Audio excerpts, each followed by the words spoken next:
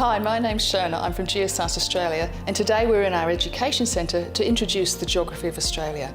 We're going to use this wonderful big colourful map behind me. It's one of my favourite maps, and it uses colours to represent the height of the land that we call topography, and different colours used for the depths of the oceans. We're going to zoom in and have a look at Australia and the continent that we are part of. Can you see the coastline is just here? It's quite faint. That's quite deliberate because the orange actually represents the total continent, and the edge of our continent is actually covered with ocean at the moment. If we were to go back to the last ice age, maybe 20,000 years ago, when sea levels were lower, all of the orange would have been land.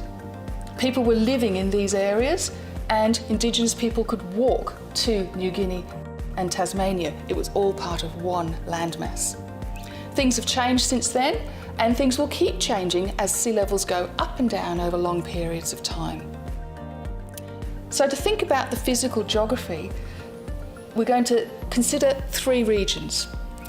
In the west part of the country, with the brighter orange colours representing slightly higher land and plateaus, and this is where some of the oldest rocks in the continent are found, and some of the oldest rocks in the world. They're over 3 billion years old.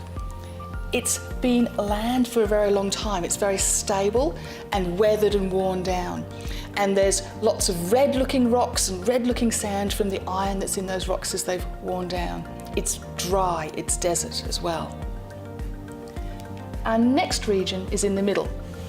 The main feature here is Lake Eyre, and it has rivers flowing into it, but most of the time they don't have any water in. Lake Eyre is a salt lake and only occasionally fills with water. It's also our lowest point on the continent, about 15 metres below sea level. Third region is the Eastern Highlands, all along the east coast, the Great Dividing Range as we call it. But when you look at this compared to other mountain ranges in the world, it's actually not that big. These hills and plateaus were added to the continent quite recently, within the last 200 million years, when tectonic forces caused the rocks to be lifted up along this edge, and that gave us the current shape of Australia. The highest point, Kosciuszko, is down here. Some of you might have climbed Kosciuszko. Did you need special equipment? Did you need oxygen because it was such a high mountain? No, it's actually only 2,228 metres above sea level to get all the way to the top. And that's not very big compared to Everest, over 8 kilometres above sea level.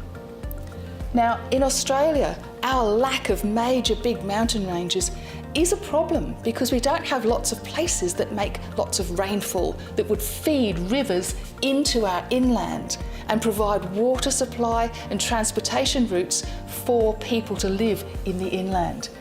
The Murray-Darling River system has low flows and is unreliable. That's not the same as the Mississippi River system in the United States or many others. The last feature we're going to look at is the Great Australian Bight, the southern edge of the continent.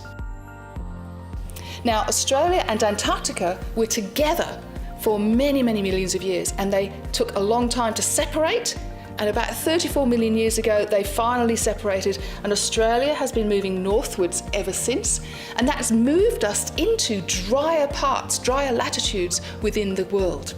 And that's another reason why we are such a low rainfall continent. So, to sum up, Australia is a low, a dry, an old and a red continent with really relatively few people living in it.